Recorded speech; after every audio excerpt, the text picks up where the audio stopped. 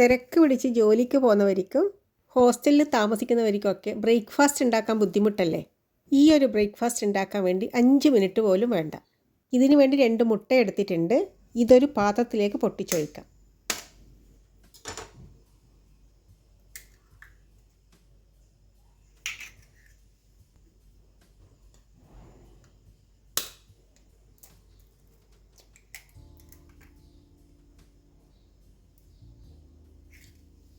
ഇനി ഇത് വേറൊരു പാത്രത്തിലേക്ക് മാറ്റാം.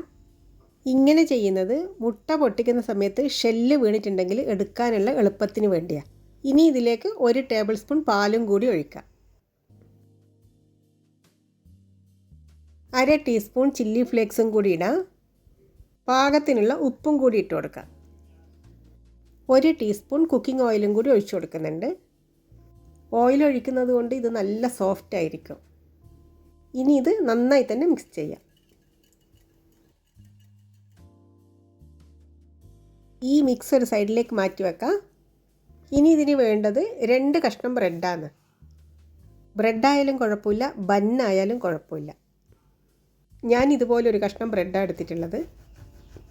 ഇനി ഇത് നമ്മുടെ ഇഷ്ടം പോലെ ചെറുതോ വലുതോ ആയ കഷ്ണങ്ങളായി മുറിച്ചെടുക്കാം. മുറിച്ചെടുത്തില്ലെങ്കിലും കുഴപ്പമില്ല, കൈകൊണ്ട് പിച്ചിയിട്ടാലും മതി.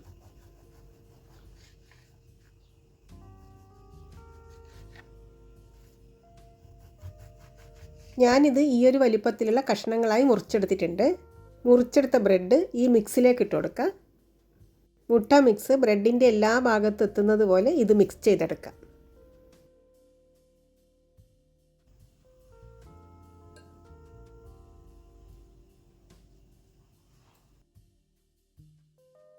ഇനിയൊരു പാന് വെച്ച് ചൂടാക്കി ബട്ടറോ നെയ്യോ തടവി കൊടുക്കാം.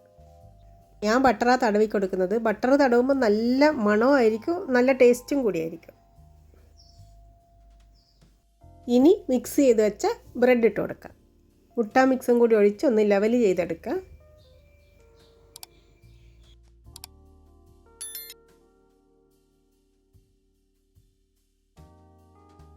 ഇതിലേക്ക് ചെറുതായി കട്ട് ചെയ്ത സ്പ്രിംഗ് ഓണിയൻ കൂടി ഇട്ട് കൊടുക്കുന്നുണ്ട്.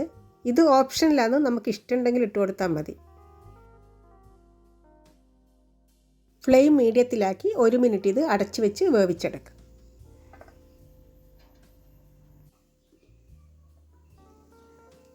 ഒരു മിനിറ്റൊക്കെ ആകുമ്പോഴത്തേക്കും ഇത് പാനിൽ നിന്നിങ്ങനെ ഇളകി വരും. ആ സമയത്ത് ഇത് മറിച്ചിടാം. ഇതേപോലൊരു പ്ലേറ്റ് വെച്ച് ഇത് തിരിച്ചിട്ടാൽ മതി. പൊട്ടിപ്പോകാണ്ടിരിക്കാൻ വേണ്ടിയാണ് ഇങ്ങനെ ചെയ്യുന്നത്. ഇനി ഇത് അതേ പാനിലേക്ക് തന്നെ തിരിച്ചിട്ടാൽ മതി. ഇനി എക്സ്ട്രാ ബട്ടറൊന്നും ഇടേണ്ട ആവശ്യമില്ല.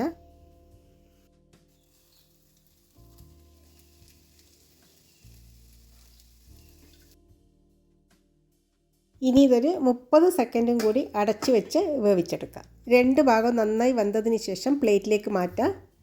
ഇത് ഉണ്ടാക്കാൻ എളുപ്പമല്ലേ? അതേപോലെ കഴിക്കാനും നല്ല ടേസ്റ്റാണ്. നല്ല സോഫ്റ്റ് ആയിരിക്കും, സ്പോഞ്ചി ആയിരിക്കും. തിരക്ക് പിടിച്ച ലൈഫിനിടയിൽ ഇങ്ങനെയൊക്കെ ഉണ്ടാക്കി കഴിഞ്ഞാൽ കഴിക്കാനും നല്ല ടേസ്റ്റ് ആയിരിക്കും, ഉണ്ടാക്കാനും ഈസി ആയിരിക്കും. അതേപോലെ ഇത് ഹെൽത്തിയും കൂടിയാണ്. Okay friends, bye bye. Thank you for watching.